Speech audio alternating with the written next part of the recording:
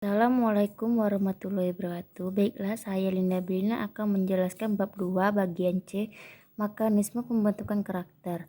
Terdiri dari 3 bagian. Yang pertama yaitu unsur dalam pembentukan karakter.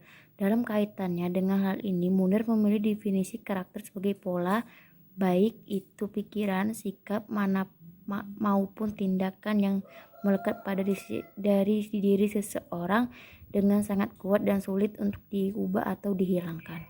Munir menerjemahkan karakter berasal dari bahasa Yunani itu karasin yang artinya mengukir. Dari bahasa ini ia menunjukkan tentang apa yang dimaksud dengan karakter. Pendapat lain menyebutkan bahwa unsur terpenting dalam pembentukan karakter adalah pikiran yang dilakukan di dalam terdapat seluruh program yang terbentuk di pengalaman hidup yang merupakan pelopor segalanya. Faktor-faktor yang mempengaruhi mekanisme pembentukan karakter ada 5. Yang pertama itu faktor ekonomi, yang kedua keluarga, yang ketiga lingkungan dan tempat tinggal, yang keempat pendidikan atau sekolah, yang kelima itu masyarakat atau teman sebaya. Kemudian kedua itu proses pembentukan karakter secara alami sejak lahir sampai berusia 3 tahun atau mungkin hingga sekitar 5 tahun.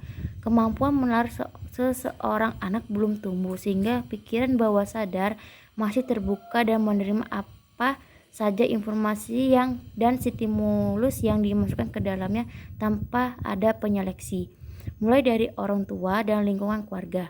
Dari mereka itulah pondasi awal terbentuknya karakter sudah terbangun.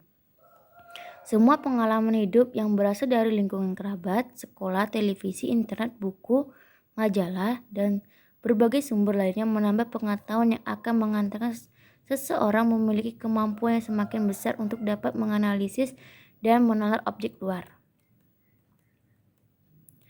Semakin banyak informasi yang diterima dan semakin matang sistem kepercayaan dan pola pikir yang terbentuk, maka semakin jelas tindakan, kebiasaan, dan karakter unik masing-masing individu.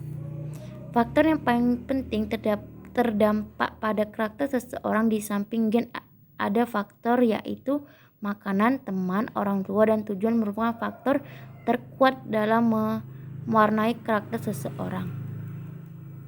Berdasarkan uraian di atas, dapat dipahami bahwa membangun karakter menggambarkan merupakan suatu proses yang terus-menerus dilakukan oleh pembentukan tabiat, watak, dan sifat-sifat kejiwaan yang berlandasan pada semangat pengabdian dan kebersamaan.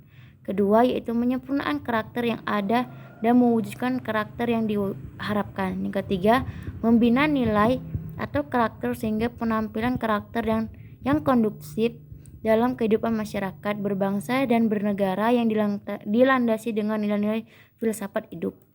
Yang terakhir yaitu tahap-tahap pendidikan karakter. Dalam kaitannya dengan usia, Piaget merumuskan perkembangan kesadaran dan pelaksanaan aturan dengan membagi menjadi beberapa tahap dalam 2 domain, yakni kesadaran mengenai aturan dan melaksanakan aturan, yaitu terbagi menjadi 2 tahap, yaitu pertama tahapan pada dominan kesadaran aturan. Usia 0-2 tahun, aturan dirasakan sebagai hal yang tidak bersifat memaksa. Usia 2-8 tahun, aturan disikapi bersifat sakral dan diterima tanpa pemikiran. Yang ketiga, usia 8-12 tahun, aturan diterima sebagai hasil kesepakatan. Yang kedua yaitu tahap pada dominan pelaksanaan aturan.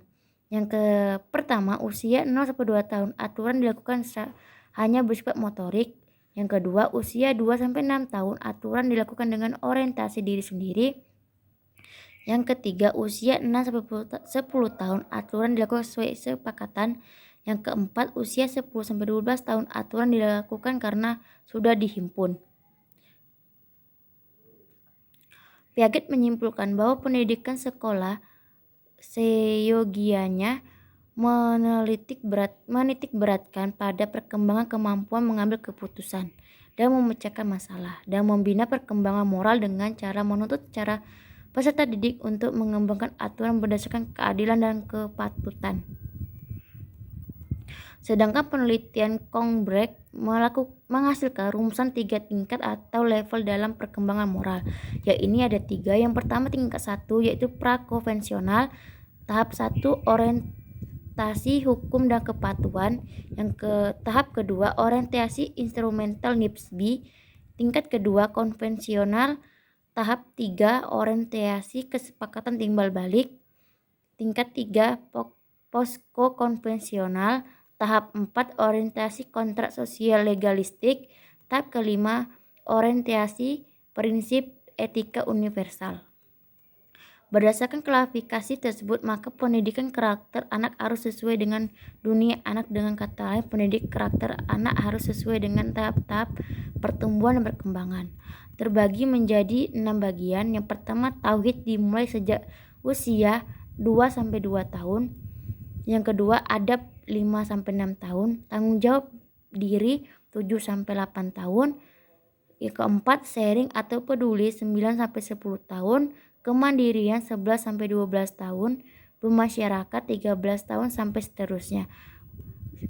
Mungkin hanya itu yang bisa saya jelaskan. Wassalamualaikum warahmatullahi wabarakatuh.